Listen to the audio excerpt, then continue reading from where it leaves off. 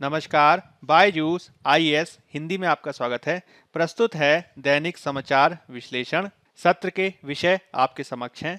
आज हम सबसे पहले चर्चा करेंगे नेपाल संकट की, फिर हम बात करेंगे मसौदा लक्षद्वीप विकास प्राधिकरण विनियमन 2021 की।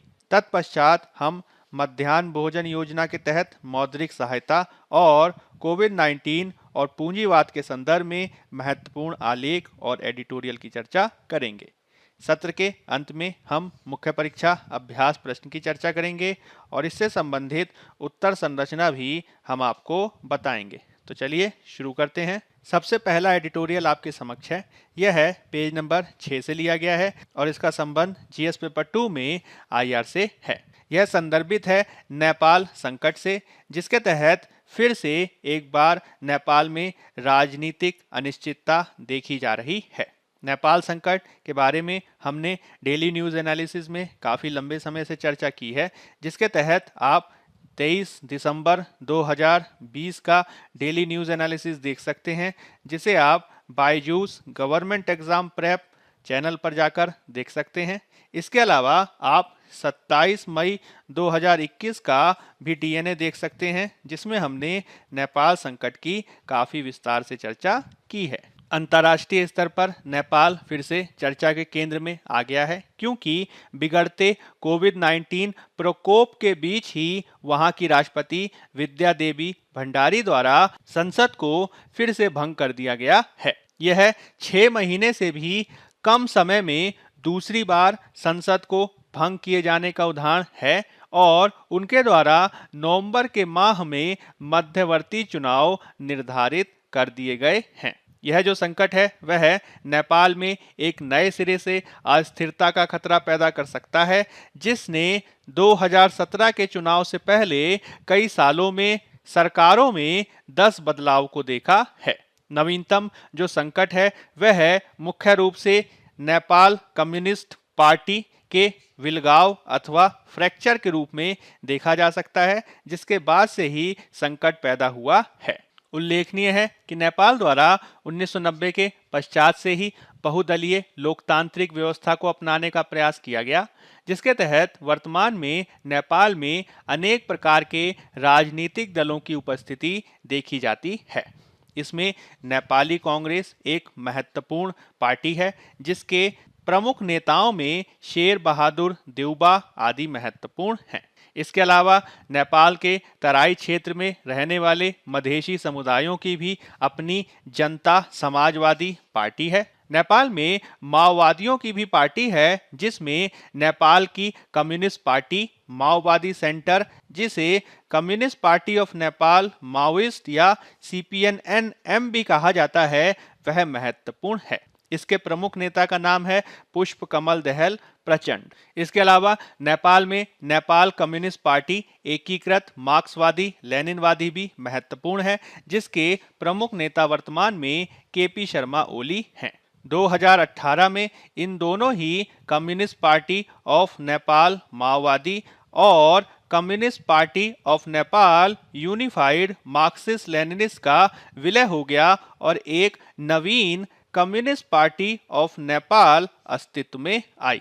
इस कम्युनिस्ट पार्टी ऑफ नेपाल का नेतृत्व पुष्प कमल दहल प्रचंड और ओली दोनों के द्वारा ही किया जाना था और इनके द्वारा 2017 और उसके बाद बनने वाली नई सरकार का भी नेतृत्व किया गया, जो 2015 के संविधान के अनुसार बनाई गई थी। प्रचंड और ओली के मध्य एक प्रकार का अनौपचारिक समझौता हुआ, जिसमें यह निश्चित किया गया कि वह दोनों ही 2.5 साल नेतृत्व करेंगे। हालांकि ओली के द्वारा वर्तमान में यह कहा जा रहा है कि वह अपना वादा नहीं निभा रहे हैं, जिसके चलते कम्युनिस्ट पार्टी में ही दरार पड़ गई है। कम्युनिस्ट पार्टी के इस तनाव के चलते 2/3 बहुमत के बावजूद सरकार नहीं चल पाई है, जिसके माध्यम से 2015 के संविधान पर ही संकट की स्थिति देखी जा सकती है। 2018 में एकीकृत कम्युनिस्ट पार्टी के गठन के बाद 2020 में मुख्य रूप से यह संकट तब उभरा जब नेपाल की कम्युनिस्ट पार्टी के दोनों महत्वपूर्ण धड़ों यानी Communist Party of Nepal Unified Marxist Leninist और Communist Party of Nepal Maoist Centre के बीच विलय के माध्यम से उत्पन्न हुई नई पार्टी में ही बहस देखी जाने लगी। तत्कालीन प्रधानमंत्री केपी शर्मा ओली पर यह आरोप लगाया गया कि वह सत्तावादिता से प्रेरित हैं और वह निर्णय लेने या फिर प्रमुख आयोगों और निगरानी निकायों में सदस्यों की नियुक्ति करते समय पक्षपात करते हैं। यह संकट तब और बढ़ गया जब दिसंबर 2020 में इस बात की अफवाहें फैलने लगी कि कम्युनिस्ट पार्टी के एक धड़े के द्वारा ही ओली के खिलाफ अविश्वास प्रस्ताव लाया जा सकता है। तब ओली ने खुद से ही पहल की और उन्होंने राष्ट्रपति विद्यादेवी भंडारी को संसद को भंग करने की सिफारिश कर दी। राष्ट्रपति विद्यादेवी भंडारी द्वारा संसद को भंग करने की सिफारिश को स्वीकार भी कर लिया गया, जिसका देशव्यापी विरोध देखा गया। मामला सुप्रीम कोर्ट में भी गया, जिसके चलते फरवरी 2021 में सुप्रीम कोर्ट ने इस फैसले को ही पलटकर संसद को पुनः बहाल कर दिया। हालांकि मार्च 2021 में सुप्रीम कोर्ट का एक और महत्वपूर्ण फैसला आता है, जिसके द्वारा सुप्रीम कोर्ट ने Communist Party of Nepal Unified Marxist Leninist और Communist Party of Nepal Maoist Centre को पुनर्जीवित करने वाली एक अलग याचिका पर सत्तारूढ़ कम्युनिस्ट पार्टी के पंजीकरण को ही रद्द कर दिया गया और इस प्रकार से जो 2018 में कम्युनिस्ट पार्टी ऑफ नेपाल एकीकृत रूप में बनी थी, अब वह एक प्रकार से विघटित ही कर दी गई और फिर से पुराने धड़े सीपीएन, यूएमएल और सीपीएन माओइस्ट सेंटर पुनः अस्तित्व में आ गए। जब कम्युनिस्ट पार्टी में इस प्रकार का विलगाव देखा गया, उसके बाद से ही संसद में अपने विश्वास मत को हासिल करने की दिशा में काफी प्रयास होने लगे, जिसके तहत ओली ने भी अपने विश्वास मत को प्राप्त करने का प्रयास किया। हालांकि वह 10 मई को विश्वास मत हार गए। वहीं दूसरी ओर विपक्ष के द्वारा भी सरकार बनाने के लिए संघर्ष किया गया और राष्ट्रपति भंडारी द्वारा पार्टियों को बहुमत दिखाने के लिए 21 मई की समय सीमा तय कर दी गई। इसके तहत विशेष रूप से नेपाली कांग्रेस के देउबा और ओली के द्वारा ही फिर से देश का नेतृत्व करने का दावा पेश किया गया और ये कहा गया कि उन्होंने 275 सदस्यीय दल में बहुमत प्राप्त कर लिया है। इसके तहत मुख्य रूप से ओली ने कहा कि उनके पास 153 सदस्यों का समर्थन है, जबकि नेपाली कांग्रेस के शेर बहादुर देउबा के द्वारा 149 सदस्यों के समर्थन का दावा किया गया। किंतु राष्ट्रपति भंडारी के द्वारा संसद में मुख्य रूप से इस बहुमत को साबित किए जाने के स्थान पर संसद को ही भंग करने की दूसरी बार घोषणा कर दी गई और इस प्रकार से अप्रत्यक्ष रूप से अब ओली ही केयर टेकर गवर्नमेंट के रूप में विद्यमान हो गए हैं। और अब ये देखने वाली बात होगी कि 12 और 19 नवंबर को जो चुनावों की घोषणा की गई है, क्या वह वास्तव में हो पाते हैं अथवा इसमें और भी अस्थिरता देखी जाएगी। वर्तमान संकट से कई विशेषज्ञ यह भी अनुमान लगा रहे हैं कि इससे व्यापक जन विद्रोह भी हो सकता है और भविष्य में इसमें सेना का भी हस्तक्षेप बढ़ सकता है। अंतर्राष्ट्रीय स्तर पर चीन द्वारा भी हस्तक्षेप किए जाने की आशंकाएं जाहिर की जा रही हैं। विशेष रूप से 2006 के पश्चात तो चीन ने नेपाल के साथ अपने संबंधों को आगे बढ़ाने में काफी महत्वपूर्ण भूमिका निभाई है और नेपाल के लिए चीन सबसे बड़ा विदेशी पूंजी निवेश का योगदान करता है। नेपाल की राजधानी काठमांडू को तिब्बत आदि से जोड़ने के लिए रेल मार्ग को बनाए जाने की भी योजना प्रस्तावित की गई है और साथ ही साथ नेपाल को कोरोना वैक्सीन आदि के संदर्भ में चीन द्वारा लगातार सहायता भी दी जा रही है। इन सभी परिस्थितियों के चलते भारत के समक्ष एक बहुत बड़ी चुनौती खड़ी हो गई है। ऐसी स्थिति में हमें ये जानना महत्वपूर्ण होगा कि हम भारत के संदर्भ में किस प्रकार के रुख को प्रस्तुत करना चाहेंगे।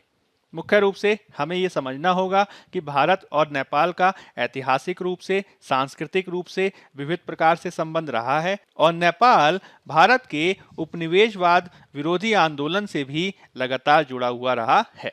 इसमें बीपी कोइराला जैसे नेताओं के द्वारा जगजीवन राम और राजेंद्र प्रसाद के साथ वर्षों तक जेल में निवास किया गया और इसके माध्यम से उनके द्वारा भारत के उपनिवेशवाद विरोध को समर्थन दिया गया। हाल के वर्षों में भारत ने काठमांडू के साथ अपने संबंध को बढ़ावा देने की दिशा में काफी महत्वपूर्ण रूप से प्रयास किए हैं, जिसके तहत भारत द्वारा काठमांडू की हाई प्रोफाइल यात्राएं की गई हैं। साथ ही साथ राजनीतिक पहुंच को भी बढ़ाने का प्रयास किया गया है।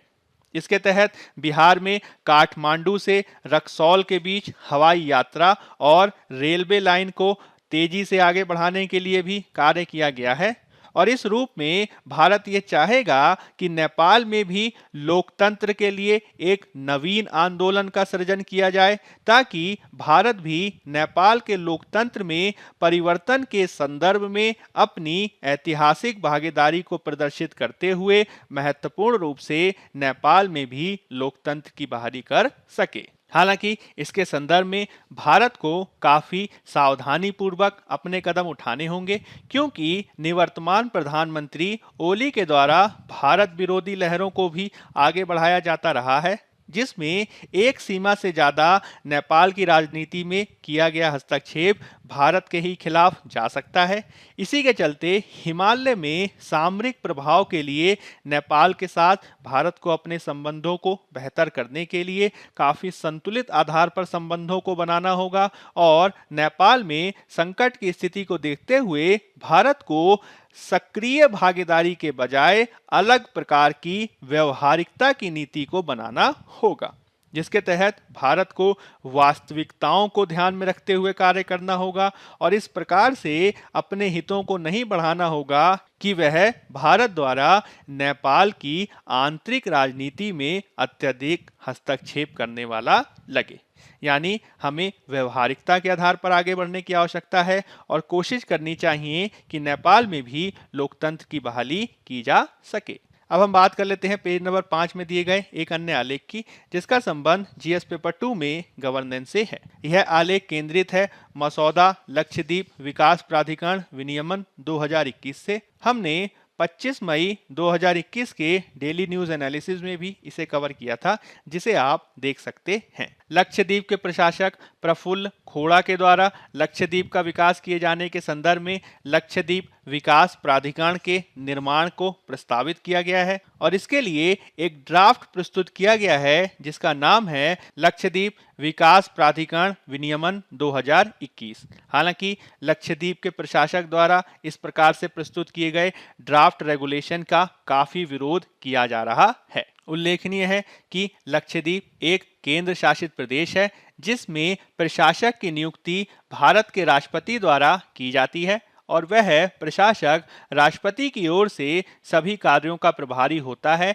और उनकी तरफ से कार्य करता है। यदि हम बात करें लक्षद्वीप के प्रशासक प्रफुल्ल पटेल की, तो उनकी नियुक्ति दिसंबर 2020 में लक्षद्वीप के प्रशासक के रूप में की गई थी और इनको पूर्व में केवल आईएएस अधिकारियों को इस पद पर नियुक्त करने की प्रथा से हटाकर प्रशासक नियुक्त किया गया था। हालांकि दिसंबर 2020 और उसके बाद से उनके द्वारा कई प्रकार के विवादित नियम और विनियमों को लागू किया गया है जो लगातार आलोचना का केंद्र बना हुआ है। इसमें लक्षद्वीप विकास प्राधिकरण विनियमन 2021 का मसौदा महत्वपूर्ण है, जो प्रशासक को नगर नियोजन या किसी भी विकासात्मक गतिविधि के लिए द्वीपवासियों को उनकी संपत्ति से हटाने या स्थानांतरित करने की शक्ति देता है। इसमें असामाजिक गतिविधियों की रोकथाम अधिनियम भी महत्वपूर्ण है, जिसे जनवरी 2021 में प्रस्तुत किया गया था। इसके माध्यम से किसी भी व्यक्ति को बिना किसी सार्वजनिक प्रकटीकरण के 1 वर्ष की अवधि तक हिरासत में रखा जा सकता है, जो उनके मौलिक अधिकारों का उल्लंघन कर सकता है। प्रफुल्ल पटेल द्वारा प्रस्तुत किए गए मसौदों में पंचायत अधिसूचना भी महत्वपूर्ण है, जिसके तहत 2 से अधिक बच्चों वाले सदस्य को सदस्य होने से ही अयोग्य घोषित किया जा सकता है। इन सभी मसौदों में लक्षद्वीप विकास प्राधिकरण का मुद्दा सर्वाधिक संवेदनशील बन गया है, जिसके तहत लक्षद्वीप विकास प्राधिकरण यानी एलडीए को इतनी ज्यादा व्यापक शक्तियों के साथ बनाया गया है कि वह विकास करने के नाम पर भूमि मालिकों को उनकी जमीन से बेदखल कर सकती है और इसे व्यापक रूप से रियल एस्टेट लॉबी के पक्ष में बनाया गया विनियमन माना जा रहा है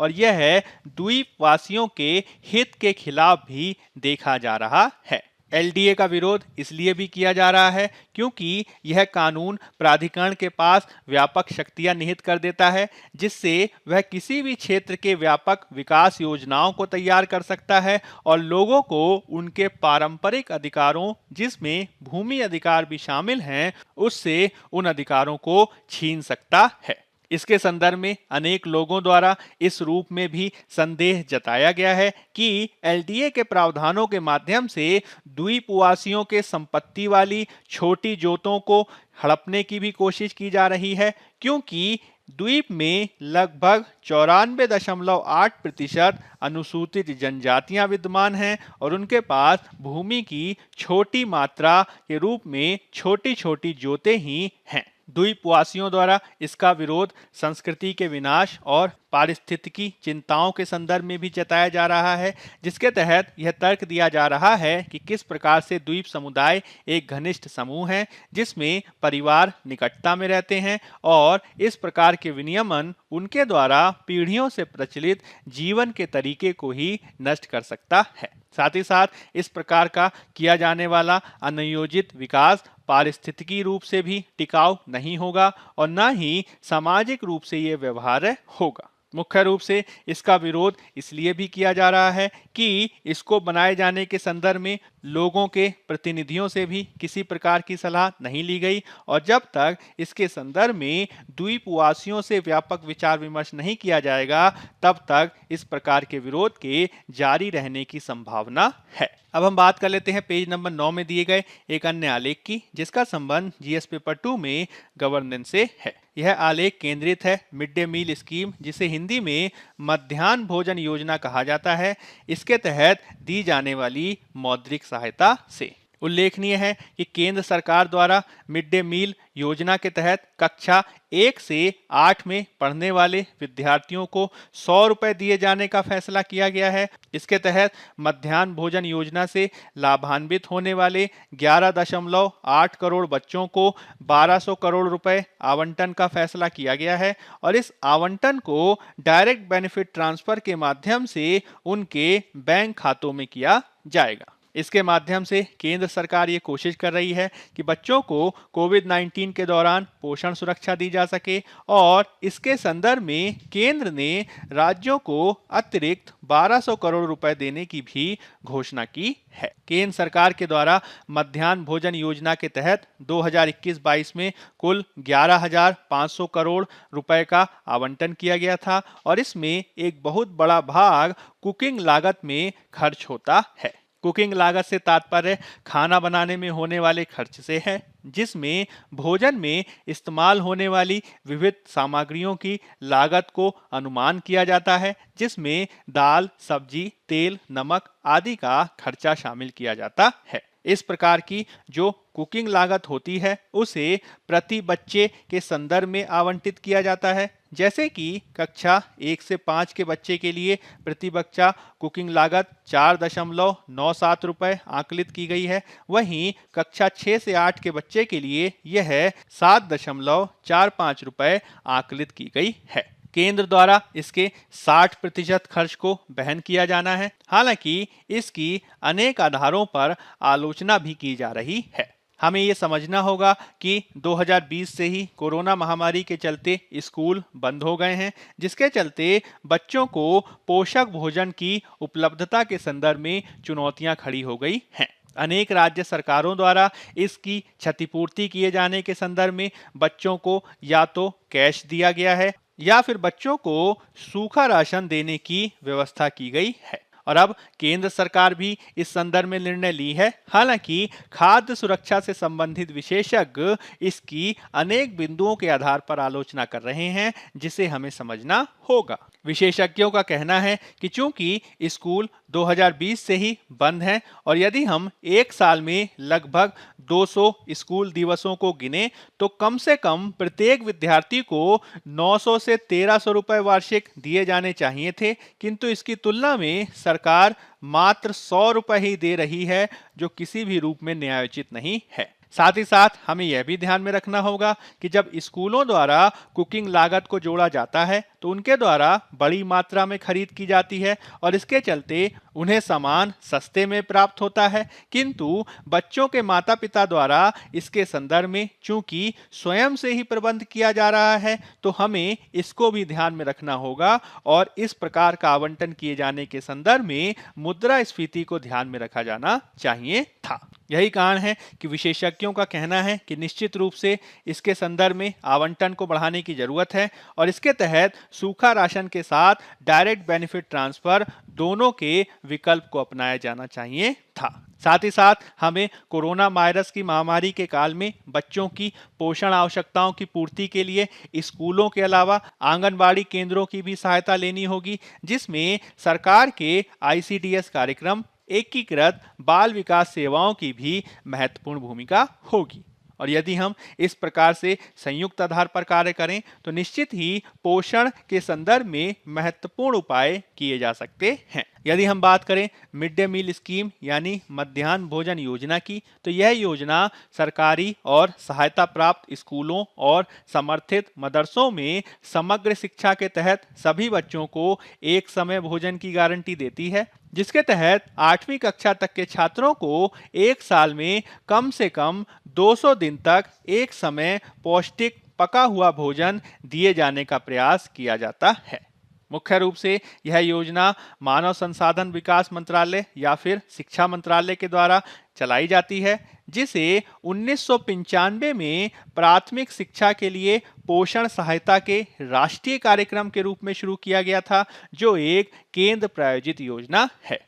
2004 में इस योजना को मध्याह्न भोजन योजना यानी मिड डे मील स्कीम योजना के रूप में फिर से नया नाम देकर शुरू किया गया था। इस पूरी योजना में बच्चों के पोषण संबंधी मानदंडों को भी ध्यान में रखा जाता है, जिसके तहत एक समय में बच्चे को कितनी कैलोरी प्राप्त होनी चाहिए इसके संदर्भ में भी ध्यान रखा जाता है।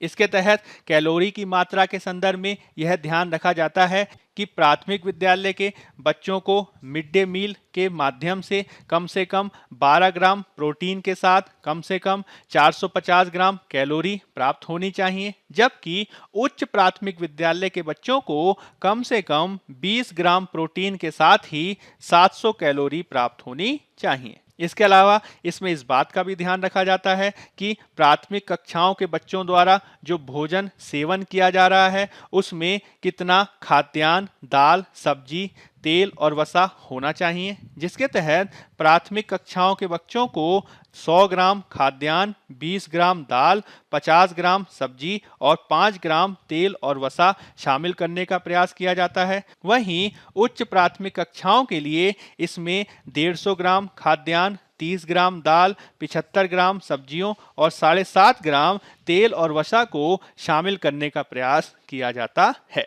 अब हम बात कर लेते हैं पेज नंबर 6 में दिए गए एक अन्य एडिटोरियल की, जिसका संबंध जीएस पेपर 3 में अर्थव्यवस्था से है। इसमें जो तर्क दिए गए हैं उसे आप जीएस पेपर 4 में एथिक्स नैतिकता के तहत भी शामिल कर सकते हैं। मुख्य रूप से यह केंद्रित है कोविड-19 और पूंजीवाद पर। 2020 और उसके बाद से ही कोविड-19 की पृष्ठभूमि में पूंजीवाद कई प्रश्नों के दायरे में आ गया है। मुख्य रूप से जब हम बात करते हैं पूंजीवाद या कैपिटलिज्म की, तो पूंजीवाद की विचारधारा के तहत निजी कंपनियों के द्वारा सरकारों की तुलना में निजी हितों को बढ़ावा दिए जाने की बात कही जाती है और इसके तहत सरकारों को बाजार में हस्तक्षेप न करते हुए निजी प्रतिस्पर्धा के आधार पर अर्थव्यवस्था को चलाने की बात कही जाती है। पूंजीवादियों के द्वारा इस संदर्भ में तर्क दिया जाता है कि किसी भी व्यक्ति के द्वारा किए गए नवाचार की स्थिति में उसे उसके संदर्भ में लाभ कमाने का अधिकार है